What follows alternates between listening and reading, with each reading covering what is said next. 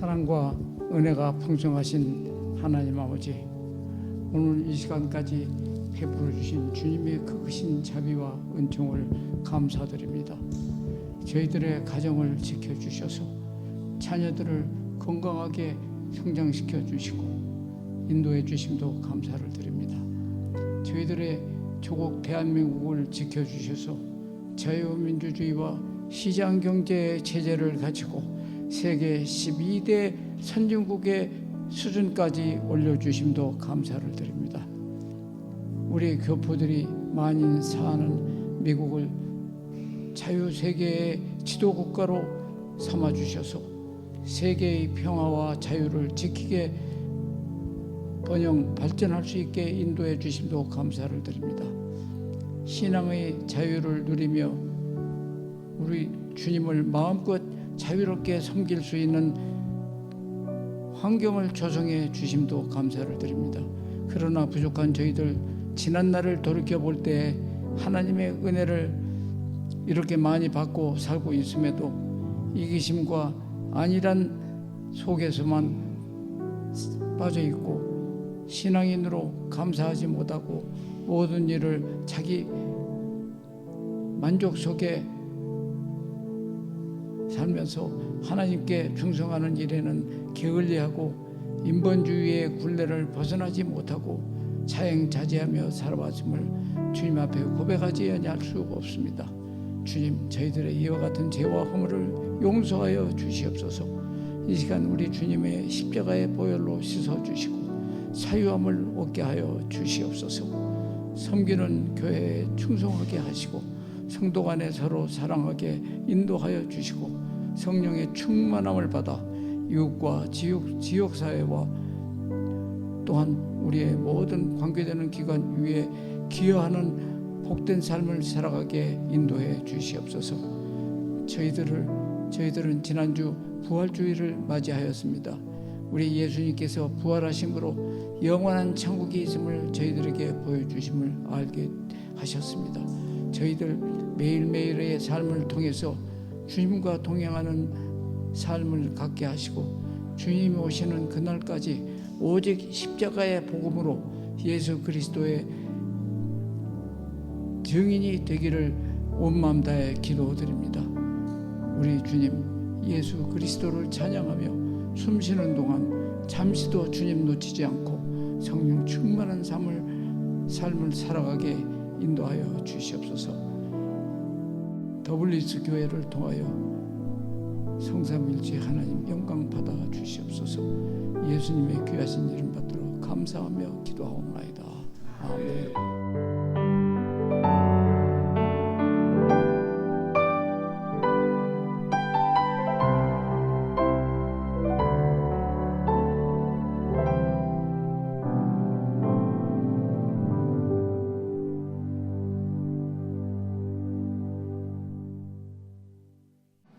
네, 오늘 함께 나눌 말씀은 예레미야 27장 12절에서부터 22절 말씀입니다. 함께 봉독하겠습니다. 시작. 내가 이 모든 말씀대로 유다의 왕 시드기야에게 전하여 이르되 왕과 백성은 바벨론 왕의 멍에를 목에 메고 그와 그의 백성을 섬기소서. 그리하면 사실이라. 어찌하여 당신과 당신의 백성이 여호와께서 바벨론의 왕을 섬기지 아니하는 나라에 대하여 하신 말씀과 같이 칼과 기근과 전염병에 죽으려 하나이까? 그러므로 당신들은 바벨론의 왕을 섬기게 되지 아니하리라는 하는 선지자의 말을 듣지 마소서. 그들은 거짓을 예언함이니이다. 이는 여호와의 말씀이니라. 내가 그들을 보내지 아니하였거늘 그들이 내 이름으로 거짓을 예언하니 내가 너희를 몰아내리니 너희와 너희에게 예언하는 선지자들이 멸망하리라. 내가 또 제사장들과 모든 백성에게 전하여 이르되 여호와께서 이와 같이 말씀하시기를 보라, 여호와의 성전의 기구를 이제 바벨론에서 속히 돌려오리라고 너희에게 예언하는 선지자들의 말을 듣지 말라. 이는 그들이 거짓을 예언함이니라 하셨나니 너희는 그들의 말을 듣지 말고 바벨론의 왕을 섬기라. 그리하면 살리라. 어찌하여 이 성을 황무지가 되게 하려느냐.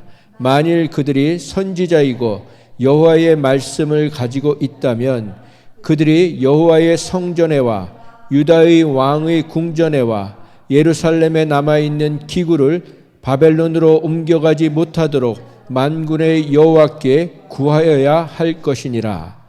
만군의 여호와께서 기둥들과 큰 대야와 받침들과 이 성에 남아있는 기구에 대하여 이같이 말씀하시나니 이것은 바벨론의 왕 느부갓네살이 유다의 왕 여호야김의 아들 여고니아와 유다와 예루살렘 모든 귀인을 예루살렘에서 바벨론으로 사로잡아 옮길 때에 가져가지 아니하였던 것이라.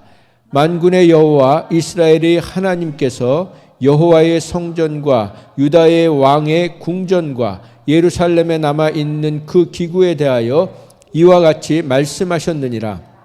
그것들이 바벨론으로 옮겨지고 내가 이것을 돌보는 날까지 거기에 있을 것이니라. 그 후에 내가 그것을 올려와 이곳에 그것들을 되돌려 두리라. 여호와의 말씀이니라. 아멘. 오늘은 하나님의 주권을 찬양하고 순복하라 라는 제목으로 말씀 나누겠습니다. 우리는 작년 9월부터 10월까지 2달 동안 60일에 가까이 예레미야서 말씀을 평일과 주말에 또 주일에 걸쳐서 이렇게 묵상을 했습니다. 예레미야서는 총 52장인데 작년에 그 절반인 26장까지 묵상을 했고 이번 달에 27장부터 39장까지 묵상을 합니다. 그리고 나머지 40장부터 52장까지는 11월 달에 묵상을 하게 됩니다. 아주 긴 말씀이죠. 솔직히 저는 다시 예레미야서를 묵상하고 설교하려고 하니까 먼저 마음이 좀 편하지 않았습니다. 좀 답답했습니다.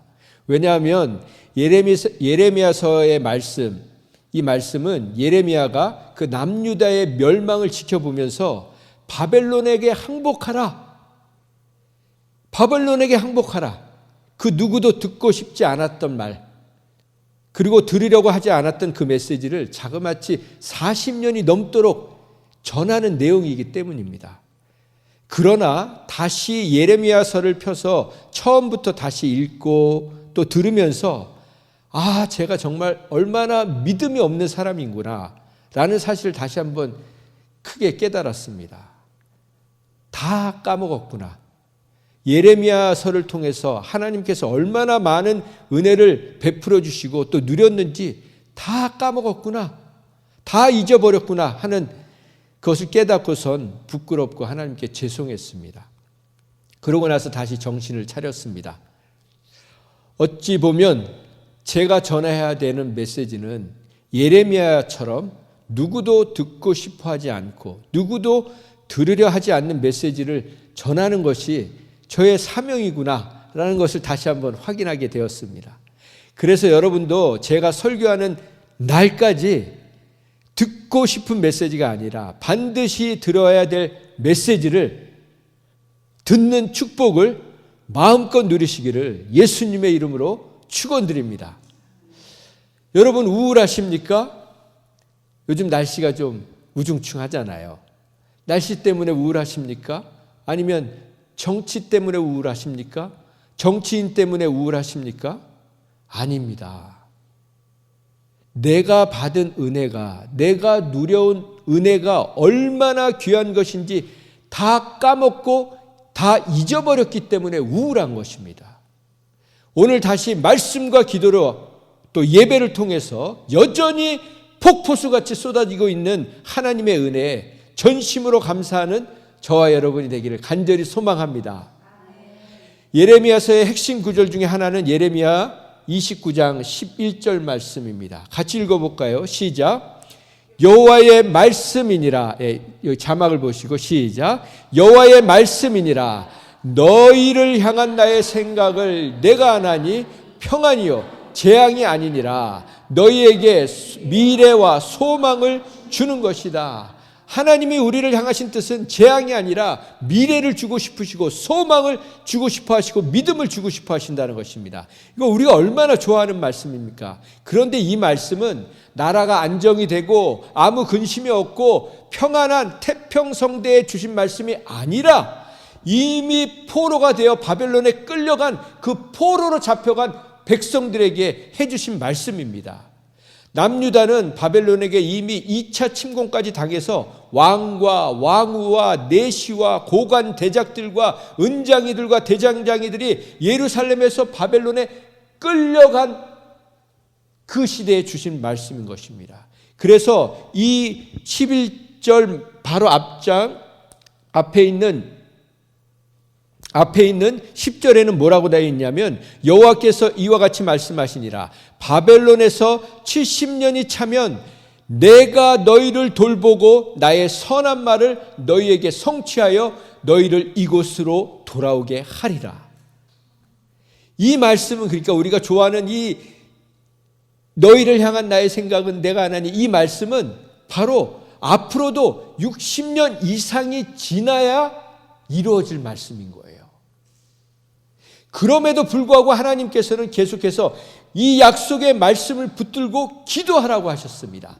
예레미야 33장 3절 우리가 잘 아는 말씀 아닙니까? 같이 읽어볼까요? 시작. 너는 내게 부르짖으라. 내가 내게 응답하겠고 내가 알지 못하는 크고 은밀한 일을 내게 보이리라. 이 말씀을 하신 것입니다. 이 말씀도 기도하고 싶을 때, 기분 좋을 때, 좋은 상황에서 말씀해 주신 것이 아니라 예레미야가 시대 뜰에 갇혀 있을 때 해주신 말씀입니다. 1절 말씀을 보면 같이 읽어볼까요? 시작. 예레미야가 아직 시대 뜰에 갇혀 있을 때 여호와의 말씀이 그에게 두 번째로 임하니라 하고 말씀하신 게 바로 너는 지금 갇혀 있지만 내게 부르짖으라. 그리하면 내가 크고 은밀한 일을 비면할 일을 내게 보여주겠다고 말씀하신 것입니다. 이 당시에는 예루살렘이 함락을 이미 앞둔 처참한 상황이었습니다. 그 상황에 감옥에 갇혀 있는 한 사람 예레미야에게 이 말씀을 하신 것입니다. 하나님께서는 때론 우리에게 절망적인 상황으로 몰고 가실 때가 있습니다. 그러나 그때에도 우리는 잊지 말아야 합니다. 사망의 음침한 골짜기로 다닐지라도 우리를 홀로 내버려 두시지 않으신다고 하셨습니다. 여전히 그곳에서도 함께해 주신다고 약속하셨던 것입니다. 그래서 우리는 절망적인 상황 속에서도 여전히 믿음의 기도를 멈추지 말아야 합니다. 그렇게 기도를 멈추지 않는 다니엘과 같은 사람들을 통해서 하나님의 신실하심을 나타내시고 하나님의 역사를 이끌어 가셨음을 우리는 놓치지 말아야 하는 것입니다.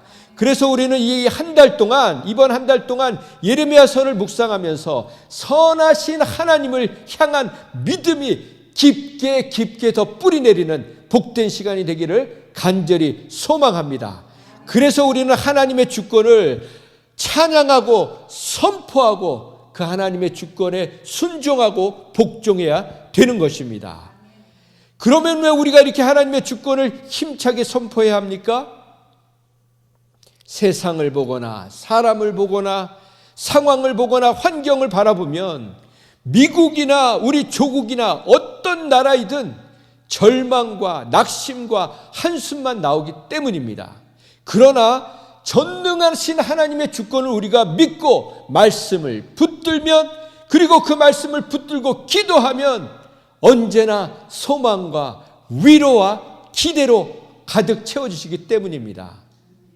그런데 만약에 말씀을 안 본다면 무슨 기대가 있겠습니까? 말씀을 안 믿는다면 무슨 위로를 받겠습니까? 무슨 소망이 있겠습니까? 말씀 안에 위로가 있습니다. 말씀 안에 소망이 있고 말씀 안에 출구가 있고 말씀 안에 해결책이 있는 것입니다. 말씀은 영원불변합니다. 사람들은 죽을 듯 변덕을 부리다가 한순간 내 싸늘하게 식어 어느 순간 사라져버리지 않습니까? 그래서 사람을 믿으면 붙들면 망합니다. 그게 대통령이든 누구든 사람을 믿고 붙들면 망합니다. 그러나 하나님을 붙들고 말씀을 붙들면 언제나 형통합니다. 언제나 평안을 누릴 수 있는 것입니다. 사람을 믿으면 남 탓만 하고 그러다 보면 우리 영이 게을러집니다. 그러나 말씀을 붙들고 기도하면 영이 살아납니다. 깨어납니다. 성실해집니다. 그래서 우리는 언제나 말씀을 깊이 묵상해야 합니다. 말씀을 깊이 묵상하면 비로소 우리는 하나님의 본심을 깨닫게 됩니다. 하나님의 본심을 깨달으면 살맛이 납니다. 그러나 말씀을 수박 겉핥기처럼 읽으면 말씀을 읽으면 읽을수록 교만해지기만 합니다. 우리가 매일같이 이 큐티인 말씀을 적은 분량이지만 읽고 있지 않습니까? 말씀은 분량이 중요하지 않습니다. 중요한 것은 하나님이 우리에게 왜 말씀을 매일같이 읽게 하시는가? 그리고 왜 그 말씀을 붙들고 기도하게 하시는가? 그 이유가 있다는 것입니다. 그 이유는 바로 우리 각자에게 그리고 우리 모두에게 여전히 기회를 주고 계시다는 것입니다. 무슨 기회를 주시는 겁니까? 깨달을 수 있는 기회, 돌이킬 수 있는 기회, 구원의 기회를, 치유와 회복의 기회를 주고 계시다는 것입니다. 오늘도 말씀의 빛이 우리에게 임해서 우리 안에 어둠이 사라지고 빛이 임하여서 하나님의 구원의 역사와 치유의 광선의 역사하시는 그 역사가 임하는 복된 시간이 되기를 간절히 소망합니다. 네, 오늘 본문 말씀 12절을 같이 한번 읽어볼까요? 시작, 12절 말씀 시작. 내가 이 모든 말씀대로 유다 왕 시드기야에게 전하여 이르되 왕과 백성은 바벨론의 왕의 멍에를 목에 메고 그와 그의 백성을 섬기소서. 그리하면 사시리라. 멍에를 매라는 것입니다. 무슨 멍에를 매라는 겁니까? 멍에를 매라는 말은 바벨론 왕에게 항복하라는 것입니다.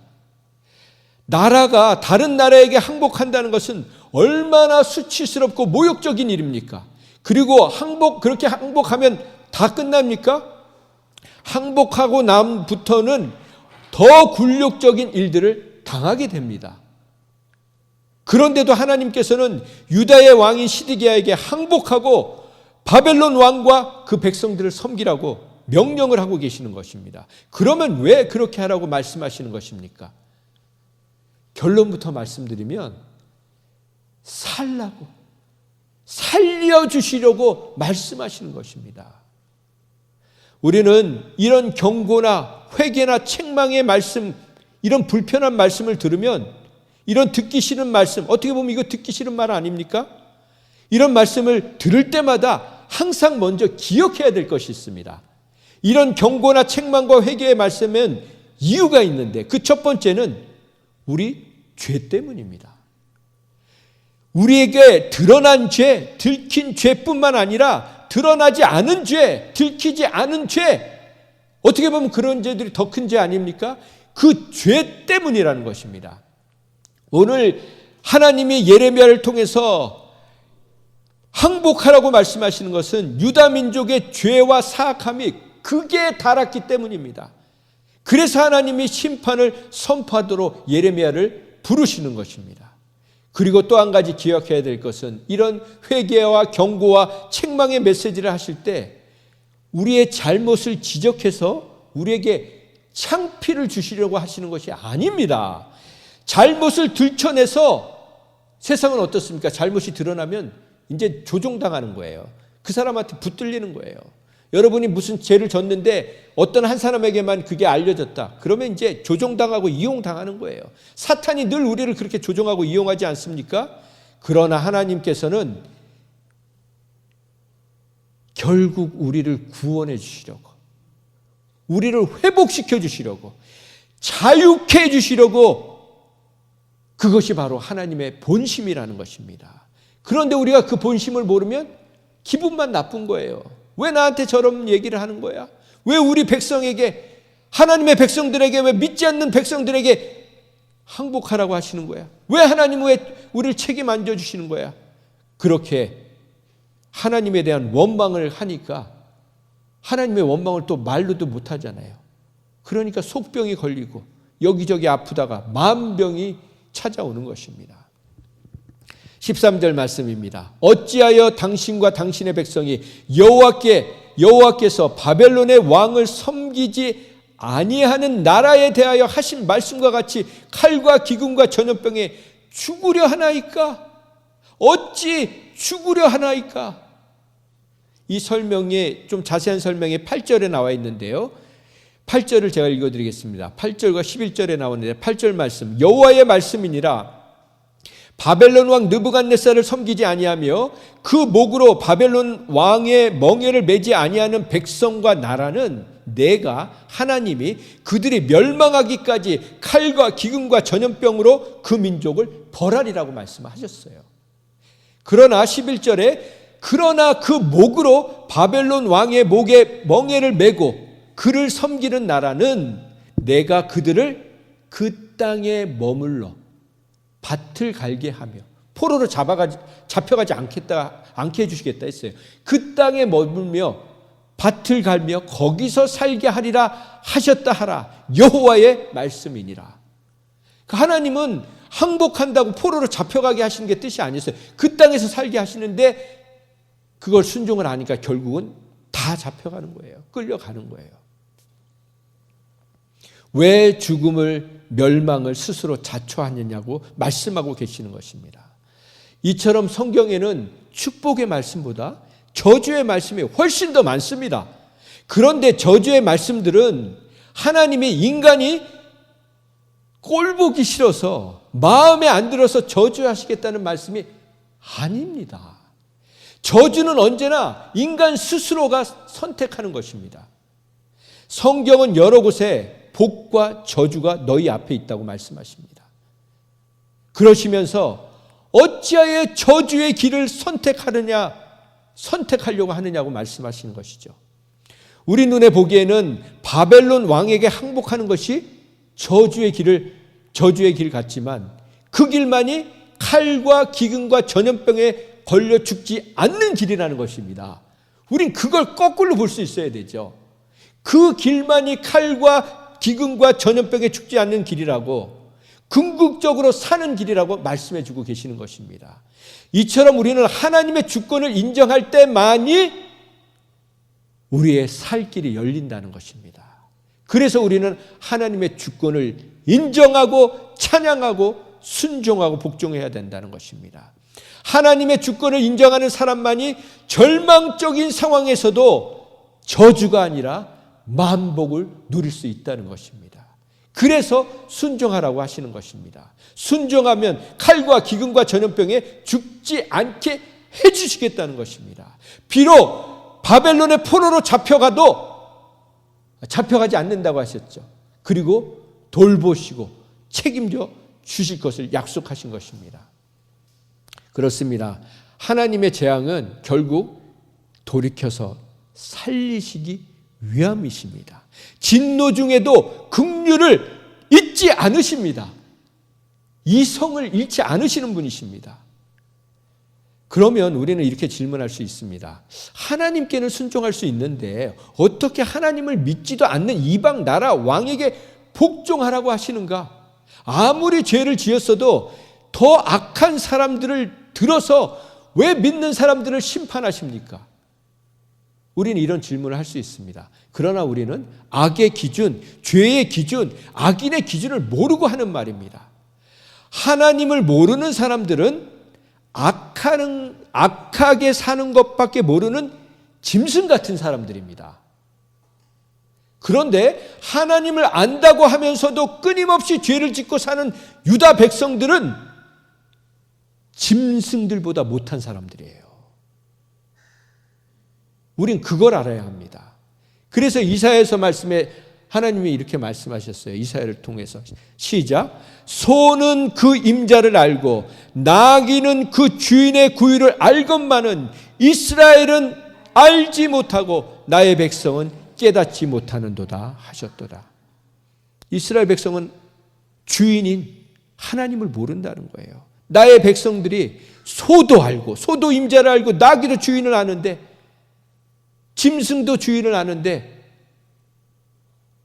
이스라엘 백성들은 하나님을 모른다는 거예요. 이게 바로 짐승보다 못한 모습 아니겠습니까?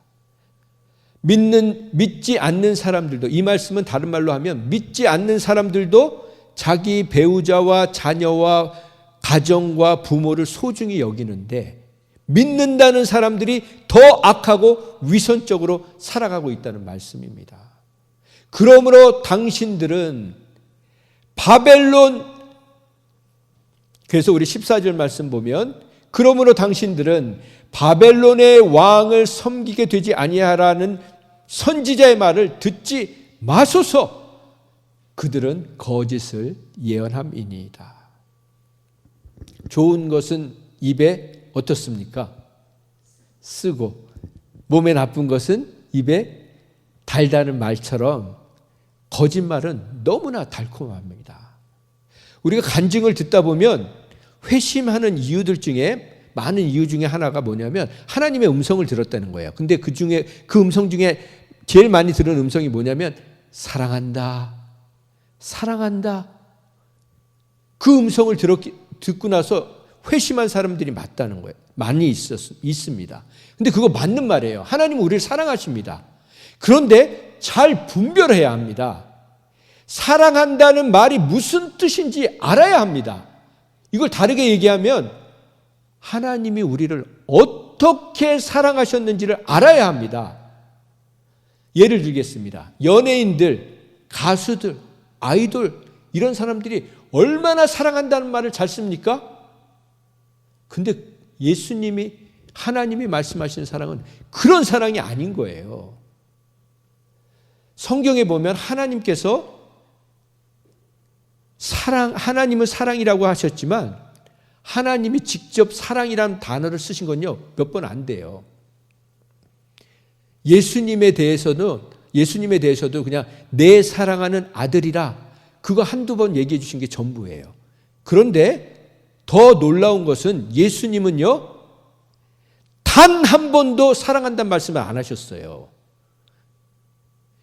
성경 어디에 예수님께서 내가 널 사랑한다 그렇게 직접 말씀하신 부분이 있습니까? 있나요? 없어요. 그러나 그분의 온 생애는 한순간도 사랑하지 않으신 적이 없으십니다. 온통 사랑이셨습니다. 처음부터 끝까지 사랑이셨습니다. 온몸을 다해서 사랑해 주셨고 피를 다 쏟기까지 사랑하셨고 죽기까지 사랑하셨습니다. 그런데 우리의 사랑은 얼마나 가벼운 사랑입니까? 말로는 사랑한다고 하면서 천박한 사랑, 거짓 사랑, 그걸 또 얼마나 그럴싸하게 포장을 합니까? 그것을 노래를 하고 연기를 하고 있지만 정말 저는 어떨 때 보면 구역질이 나요.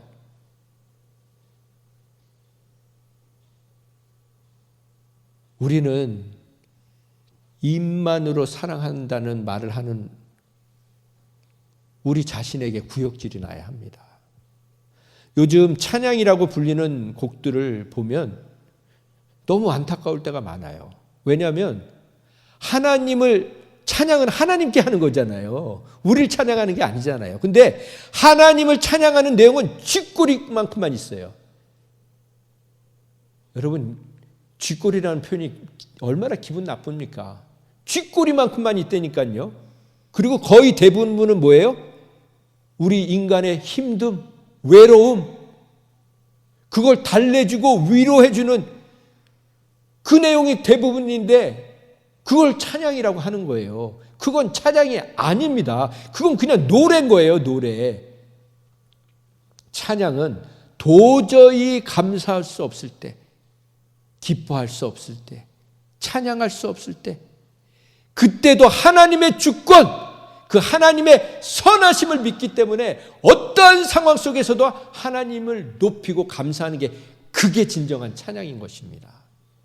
그래서 우리는 더 이상 위로받기 위해 내 감정을 달래주고 사람들의 마음을 얼레주려고 위로해주기 위해서 찬양이란 단어를 남용하면 안 됩니다. 오용하고 있는 것입니다. 온전히 주님께만 찬양하는 저와 여러분 되기 원합니다. 15절 말씀입니다. 이는 여호와의 말씀이니라. 내가 그들을 보내지 아니하였거늘 그들이 내 이름으로 거짓을 예언하니 내가 너희를 몰아내리니 너희와 너희에게 예언하는 선지자들이 뭐라고 했습니까? 멸망하리라. 거짓 예언을 구분하는 방법이 있습니다. 여기서 예언이라고 하면 지금으로 얘기하면 말씀이에요. 결국은 예언은 하나님의 말씀입니다. 말씀을 들으면요, 우리가 하나님의 말씀을 들으면요, 박수를 치는 게 아니고요, 가슴을 치게 돼요. 가슴을. 그런데 요즘 설교를 들으면서 아멘은 안 하고 박수를 쳐요, 사람들이. 설교는 강의나 강연이나 연설이 아닙니다. 성경은, 말씀은 무엇입니까? 같이 읽어볼까요? 시작. 모든 성경은 하나님의 감동으로 된 것으로 교훈과 책망과 바르게 함과 의로 교육하기에 유익하니 이는 하나님의 사람으로 온전하게 하며 모든 선한 일을 행할 능력을 갖추게 하려 함이라. 모든 선한 일을 행할 능력은 교훈을 받을 때, 책망을 받을 때, 그때 영이 깨어나서 선하게 살 수 있는 것입니다. 선한 일을 행할 수 있는 것입니다. 그래서 하나님의 말씀엔 반드시 책망의 말씀이 있는 것입니다. 히브리서 4장 12절 말씀입니다. 시작. 하나님의 말씀은 살아있고 활력이 있어 좌우의 날선 어떤 것보다 예리하여 혼과 영과 및 관절과 골수를 찔러 쪼개기까지 하며 또 마음의 생각과 뜻을 판단하나니. 말씀을 들으면 말씀이 우리를 찌릅니다. 심령과 골수를 찌릅니다. 예리하게 찌릅니다. 어떻게 해요? 침을 맞듯이. 침을 맞을 때 아무 느낌도 없나요? 그럴 때도 있지만요, 정말 어디를 찌르면 너무 아파요. 막. 근데 그 침이 맞아서 막혔던 걸 뚫지 않습니까? 아픈데 몸이 살아나지 않습니까? 하나님의 말씀은 아픈데 영이 살아납니다. 살리는 건 말씀밖에 없습니다. 그런데 거짓 예언, 거짓 말씀은 뭡니까? 들으면 달콤해요. 위로를 주는 것 같아요. 눈물을 흘려요, 사람들이. 그런데 나쁜 음식은 먹고 나면 입에서는 단데 속에서 쓰잖아요. 탈이 나요. 설사를 한다고요. 잘못된 말씀, 거짓 말씀을 들으면요, 말씀 듣고 나서 가정이 깨져요. 예배 드리고 나서 싸운다고요. 믿음을 저버려요. 배신하고 교만해지고. 그게 바로 거짓 말씀을 들었기 때문에 말씀을 듣고 성도들 가운데 싸우고 그러는 것입니다. 그 거짓말을 철석같이 믿었기 때문에 그런 삶을, 악순환을 되풀이해서 사는 것입니다. 왜 그러면 그렇게 잘 속습니까? 기도하지 않았기 때문이에요. 기도하지 않는 사람이 속는 것입니다. 16절 말씀입니다. 시작. 내가 또 제사장들과 그 모든 백성에게 전하여 이르되 여호와께서 이와 같이 말씀하시기를 보라 여호와의 성전의 기구를 이제 바벨론에서 속히 돌려오리라고 너희에게 예언하는 선지자들의 말을 듣지 말라. 이는 그들이 거짓을 예언함이니라 하셨나니. 거짓 선지자들이 겁도 없이 거짓을 예언하는 이유가 뭡니까? 왜 거짓말을 합니까? 자기가 갖고 있는 기득권, 인기, 부, 존경, 칭찬, 이걸 빼앗기지 않기 위해서인 것입니다. 그런데 하나님이 예레미야서 6장 14절에 이렇게 말씀하셨습니다. 그들이 내 백성의 상처를 가볍게 여기면서 말하기를 평강하다, 평강하다 하나 평강이 없도다. 이거를 공동 번역은 이렇게 번역을 했어요. 내 백성의 상처를 건성으로 치료해 주면서 괜찮다 하는구나. 사실은 괜찮은 것이 아닌데 무슨 얘기냐면 도려 내야 되는데 양만 주고 비싼 양만 청구를 하고 그냥 그렇게 죽게 놔둔다는 거예요. 연세가 많으시면 수술을 권유하지도 않을 뿐만 아니라 수술하려고 열어보고도 다시 덮어버리는 경우가 있지 않습니까? 저와 여러분은 그 상황까지 가지 않게 되기를 바랍니다. 하나님이 우리에게 신약과 구약을 주셨잖아요. 그것으로 우리가 끝낼 수 있기를 바랍니다. 17절 말씀입니다. 너희는 그들의 말을 듣지 말고 바벨론 왕을 섬기라.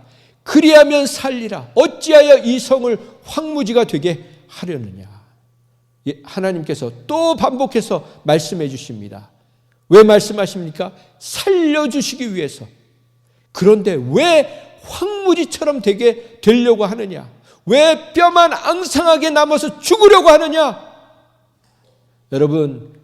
여러분과 제가 우리의 건강을 지키려고 하면 우리는 초라하게 생을 마감할 수밖에 없습니다. 그러나 하나님께 맡기면 결코 우리를 초라하게 죽게 만들지 않으십니다. 18절 말씀입니다. 만일 그들이 선지자이고 여호와의 말씀을 가지고 있다면 그들이 여호와의 성전에와 유다의 왕의 궁전에와 예루살렘에 남아있는 기구를 바벨론으로 옮겨가지 못하도록 만군의 여호와께 구하여야 할 것이 아니냐, 기도해야 할 것이 아니냐. 거짓말을 하는 이유는 하나님께 기도하지 않기 때문입니다. 우리도 기도하지 않으면 거짓말이 술술 나옵니다. 입만 열면, 말만 하면 자랑과 교만이 자동적으로 쏟아져 나오는 게 바로 저와 여러분입니다.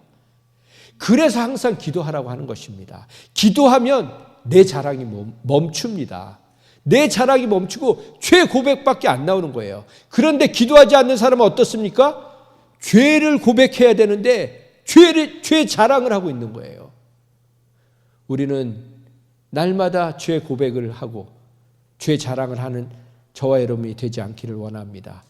18절 말씀입니다. 그들이 내 말을 받은 예언자라면 내 집과 유다 왕궁과 예루살렘에 아직 남아있는 기물들이 바벨론으로 끌려가지 않도록 하여 달라고 나에게 비례할 것이 아니냐. 기도하지 않기 때문에 우리는 엉뚱한 말을 합니다. 기도하지 않는 사람은 말이 많습니다. 무슨 말이 많냐면 쓸데없는 말이 많습니다. 기도하지 않는 사람은 문제를 확대 해석합니다. 과대망상에 빠져 있습니다. 과대망상이라는 것은 사실보다 과장해서 터무니없는 헛된 생각을 하는 증상을 얘기하는 거예요. 일어나지 않을 일들을 끊임없이 생각해내는 거예요. 생각에 꼬리를 물어서 거기서 헤어나오지 못하는 걸 과대망상이라고 합니다. 그러나 기도하는 사람은 어떤 상황에서도 믿음의 말을 합니다. 문제보다 크신 하나님이 있기 때문에 어쩐 문제도 문제가 아니신 하나님을 바라보기 때문에 과대망상이 아니라 언제나 하나님께서 무엇이라고 말씀하셨나, 무엇을 약속하셨나 거기에 집중을 합니다. 우리는 상황에 휘둘리지 말고 기도로 분별할 수 있어야 합니다. 19절 말씀부터 22절 말씀 함께 읽겠습니다. 19절부터 시작. 만군의 여호와께서 기둥들과 큰 대야와 받침들과 이 성에 남아있는 기구에 대하여 이와 같이 말씀하시나니 이것은 바벨론 왕 느부갓네살이 유다의 왕 여호야김의 아들 여고냐와 유다와 예루살렘 모든 귀인을 예루살렘에서 바벨론으로 사로잡아 옮길 때에 가져가지 아니하였던 것이라.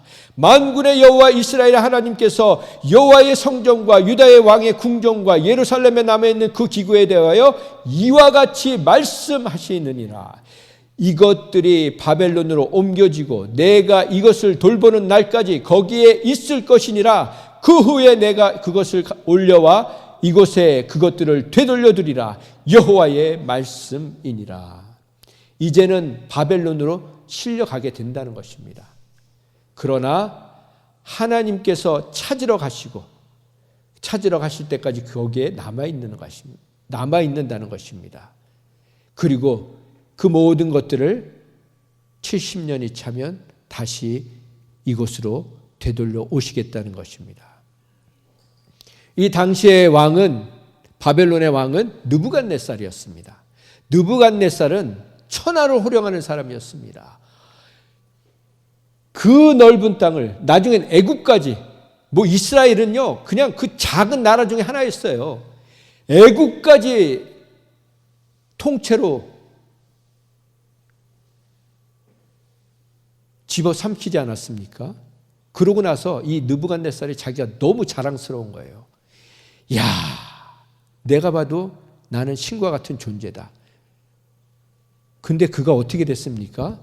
우리가 다니엘서 7장 4장 말씀을 같이 자세히 여기에 그냥 말씀에 그대로 기록이 돼 있어요. 시작, 읽어볼까요? 시작. 12달이 지난 후에 내가 바벨론 왕궁 지붕에서 거닐세. 나라는 사람은 느부갓네살을 얘기합니다. 느부갓네살이 바벨론 왕궁, 그 화려한 왕궁에서 지붕에서 거니는 거예요. 나 왕이 말하여 이르되 이 큰 바벨론은 느부갓네살 내가 내 능력과 권세로 건설하여 나의 도성으로 삼고 이것으로 내 위엄의 영광을 나타낸 것이 아니냐, 이렇게 하였더니 이 말이 아직도 느부갓네살 왕의 입에 있을 때에 하늘에서 소리가 내려 이르되 느부갓네살 왕아, 내게 말하노니 나라의 왕위가 내게서 떠났다.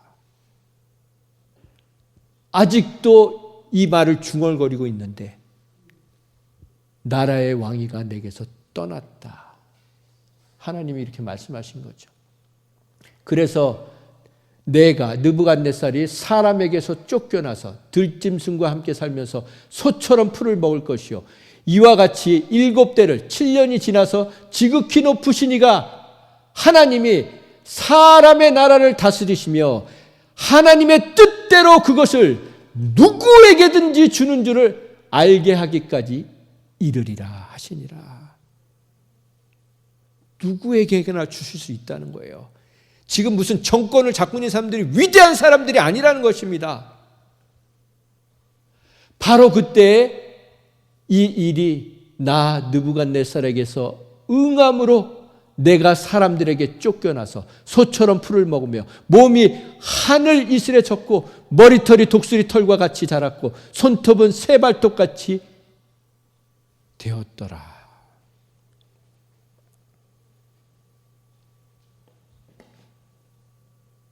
하나님은 다 다루십니다. 하나님 앞에 가는 날까지 우리를 다루십니다. 무엇을 다루십니까? 우리의 못된 성품을 다루십니다. 우리의 불신을 다루십니다. 불신의 대가, 하나님을 향한 불신의 대가는 혹독합니다. 그건 하나님이 벌을 내리시는 게 아니에요. 예를 들어서 우리가 기도하지 않기 때문에 의심이 생기고 불신하게 되는 것입니다. 기도하지 않으면 스스로 감옥을 만들어서 내가 그 속에 들어갑니다. 스스로 늪에 빠져서, 그렇게 늪에 빠지면요, 그 불신의 늪에 빠지면 내 스스로 못 빠져나와요. 인간은 누구도 스스로 거기에 빠져나오지 못합니다. 우리는 아무것도 못 지킵니다. 나라를 우리가 지킬 수 있습니까? 가족을 지킬 수 있습니까? 교회를 지킬 수 있습니까? 건강을 지킬 수 있습니까? 우리의 노후를 지킬 수 있습니까? 또한 우리가 말한 대로 돼요. 우리가 이 한 주 동안 무슨 말을 반복하며 지냈는지 내 말과 생각을 되돌아봐야 합니다. 내 말이 나를 쇠뇌시켜요. 그 말이 나의 지금 현 상태가 되는 겁니다. 말씀을 준비하면서 참 감사했던 것은 하나님께서 그 백성들이 결국엔 포로로 잡혀가잖아요. 그런데 그 포로로 잡혀갔음에도 불구하고 거기에 믿음의 사람들을 세우십니다. 그 1차 포로에 다니엘이라는 사람이 잡혀갑니다. 2차 포로에는 에스겔이라는 사람이 잡혀가요. 그래서 그 다니엘과 에스겔 같은 믿음의 사람들이 그 포로로 잡혀가 있는 사람들의 흔들리는 믿음을 붙들어주고 다시 일으켜주고 다시 책망하고 다시 세워주는 것을 봅니다. 얼마나 멋집니까? 저는 여러분과 저에 대해 삶이 이 마지막이 이 다니엘과 에스겔처럼 예레미야 같은 삶이 되기를 간절히 소망합니다. 트럼프 대통령이 유세를 하다가 총알을 맞았잖아요. 그 총알이 조금만 몸으로 향했으면, 고개를 돌리지 않았으면 그냥 즉사하지 않았겠습니까? 그런데 왜 하나님께서 그를 살려주셨을까요? 그건 하나님이 살려주신 거예요. 왜 살려주셨을까요? 정신 차리라고 살려주신 거예요. 트럼프, 네 목숨은 한순간이야.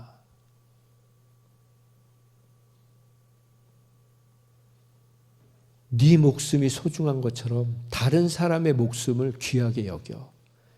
다른 나라 사람들의 생명을 귀하게 여겨. 특별히 죄인들의 목숨을 소중히 여겨. 근데 이걸 잘못 해석한 거죠. 우리는 우리가 잘나서 하나님이 여태껏 살려주신 게 아닙니다. 다니엘과 에스겔 같은 믿음의 사람들을 통해서 포로 중에도 놀라운 은혜를 베풀어 주셨습니다. 그래서 우리는 이제 불신의 말을 거두고 기도해야 합니다. 기도를 회복해야 합니다. 그리고 믿음의 말을 해야 합니다. 기도하는데 왜 불안해합니까? 우리 한국이 정말 걱정된 상황이죠. 어떻게 보면 공산화 될 수도 있어요. 그렇게 될 수도 있어요. 지금 이스라엘 백성들이 설마 하지 않았겠습니까? 그러다가 다 끌려간 거 아니에요. 그러나 저는 말씀을 준비하면서 정말 우리 한국이 공산화가 되는 것이 염려가 된다면 우리는 지금 70년이 넘도록 공산 정권에서 죽지도 못해 살아가고 있는 그 지옥 같은 삶을 살고 있는 북한 동포들을 위해서는 왜 기도를 하지 않고 있습니까? 도대체 뭘 하고 있습니까? 날마다 한국의 뉴스는 보면서 한국에서 이런저런 도움은 받으면서 왜 한국에 전쟁이 나면 달려갈 생각은 못해도 빠져나올 생각만 합니까? 여러분, 우리 조국이 이렇게 된 건요 100% 하나님을 믿는다는 우리들의 죄 때문이에요. 짐승들은 짐승처럼 사는 것이 당연합니다. 그러나 짐승보다 못한 우리들 때문에 조국이 죄의 공화국이 되고 있는 것입니다. 사회의 타락은 정치의 타락이 아니에요. 종교의 타락이고 종교인들의 타락에서 시작하는 것입니다. 이것을 인정하지 않고 우리가 구호만 외친다고 아무 일도 일어나지 않습니다. 예레미야는요 자식도 없었어요. 가족도 없었어요. 배우자도 없었어요. 평생 나라와 민족을 위해 살다가 그렇게 울다가 갔습니다. 하나님은 바벨론이라는 멍에와 주를 정하셨습니다. 얼마나 하나님을 믿는 백성들이 악했으면 악한 자의 손에 징벌을 당하게 하셨겠습니까? 하나님은 오늘도 우리에게 셀 수 없는 기회를 주고 계십니다. 우리에게 내일은 없습니다. 오늘 지금 돌이켜 회개하고 나라와 민족을 위해 기도해야 합니다. 막대기는 때가 되면 하나님이 처분하십니다. 하나님이 우리에게 징계의 시간들을 허락하고 계시는 것입니다. 그러나 우리에게 하나님은 소망을 주십니다. 히브리서 12장 11절 말씀, 무릇 징계가 당시에는 즐거워 보이지 않고 슬퍼 보이나 그 후에 그로 말미암아 연단받은 자들은 의와 평강의 열매를 맺느니라. 성경에는 축복의 메시지보다는 저주의 메시지가 훨씬 더 많습니다. 경고의 메시지로 가득 차 있습니다. 그런데 책망과 경고 이런 말이 아직도 거북스럽습니까? 그러면 아직도 어린아이 신앙을 못 벗어난 것입니다. 왜 하나님이 경고하시고 책망하십니까? 구원해 주시려고. 그래서 복 주시려고. 예레미야의 상황과 말씀은 절망적인 상황입니다. 절망적인 현실입니다. 그럼에도 불구하고 예레미야서에는 곳곳에 얼마나 깊은 위로와 소망의 메시지가 담겨 있는지 모릅니다. 여러분, 예수님의 말씀, 만만한 말씀이 있습니까? 예수님의 말씀 제대로 지킬 만한 말씀이 과연 몇 마디나 있습니까? 사랑하라고 하셨는데 우리가 제대로 사랑을 합니까? 용서하라고 하시는데 우리가 제대로 용서를 합니까? 용납하라고 하는데 제대로 용납을 합니까? 구제, 봉사, 기도, 선교, 전도 어느 것 하나 우리가 제대로 못하고 있지 않습니까? 그럼에도 불구하고 우리에게 오늘도 기회를 주고 계시는 것입니다. 그래서 우리 그리스도인에게는요, 은퇴 없어요. 우리 그리스도인에게는 은퇴란 말을 붙여서는 안 됩니다. 믿음의 퇴보, 믿음이 어떻게 퇴보하고 타락하는지 아세요? 가만히 있으면 타락해요. 아무것도 안 하고 있으면요, 몸도 그렇지 않습니까? 가만 놔두면 몸은 저절로 퍼지게 돼 있어요. 그래서 퇴행한다고 하지 않습니까? 영적으로 타락하는 것도 마찬가지예요. 우리가 아무것도 안 하고 있으면 저절로 우리는 타락하게 돼 있습니다. 열심을 내야 합니다. 몸을 쳐서 복종시켜야 합니다. 새벽을 깨워야 하고 다시 기도의 자리를 지켜나가야 합니다. 그래서 저주와 책망과 경고의 말씀을 축복의 말씀으로 들을 줄 알아야 합니다. 마지막으로 우리가 두 군데 말씀을 보고 마치겠습니다. 예레미야서에 얼마만큼 기가 막힌 말씀이 있는지. 에브라임은 바로 이스라엘 백성들을 얘기하는 거예요. 에브라임은 나의 사랑하는 아들, 기뻐하는 자식이 아니냐. 내가 그를 책망하여 말할 때마다 깊이 생각하노라. 그냥 하나님이 홧김에 말씀하시는 게 아니에요. 생각하시고 깊이 생각해서 예레미야에게 그 말씀을 전하게 하시는 것입니다. 그러므로 그를 위하여 내 창자가 들끓으니 내가 반드시 그를 불쌍히 여기리라. 여호와의 말씀이니라. 하나님 불쌍히 여기시니까 우리에게 말씀하시는 거예요. 그러면서 이렇게 말씀하십니다. 내가 기쁨으로 그들에게 복을 주되. 하나님은요, 기쁨으로 주시는 분이세요. 분명히 나의 마음과 정성까지 다하여서 그들을 이 땅에 다시 심으리라. 여호와께서 이와 같이 말씀하시니라.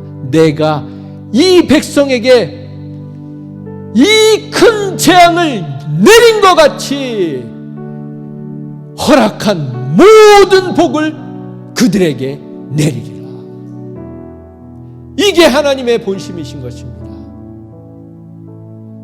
이 하나님의 주권, 이 하나님의 놀라운 섭리를 기억하며 날마다 찬양하고 순종하고 복종하는 저와 여러분 되기를 간절히 소망합니다. 기도하겠습니다. 하나님 감사합니다. 얘들아, 내가 너를 얼마나 사랑하는지 아느냐? 내가 너희는 나의 기뻐하는 자식이 아니냐? 그래서 내가 너희를 책망할 때마다 내 창자가 끊어지는 것 같다. 내가 너희를 책망할 때마다 얼마나 깊이 생각하고 말하는지 아느냐? 내가 너희를 얼마나 불쌍히 여기는지 아느냐? 내가 너희들에게 정말 기쁨으로 복을 주고 싶어 한다. 분명히 나의 마음과 정성을 다하여 너희들을 이 땅에 다시 심고 싶다. 기억해라. 너희들에게 이 큰 재앙을 내린 것 같이 내가 너희들에게 약속한 모든 복을 너희들에게 내려줄 것이다. 하나님, 주님의 마음을 깨달아서 우리의 남은 인생이 에스겔처럼, 다니엘처럼, 예레미야처럼 믿음의 기도를 올리는 자들 되게 하여 주시옵소서. 세상 때문에 우왕좌왕하는, 불안해하는 믿음 없는 삶이 아니라 우리의 기도를 통해 역사를 이끌어 가시는 주님을 보게 하여 주시옵소서.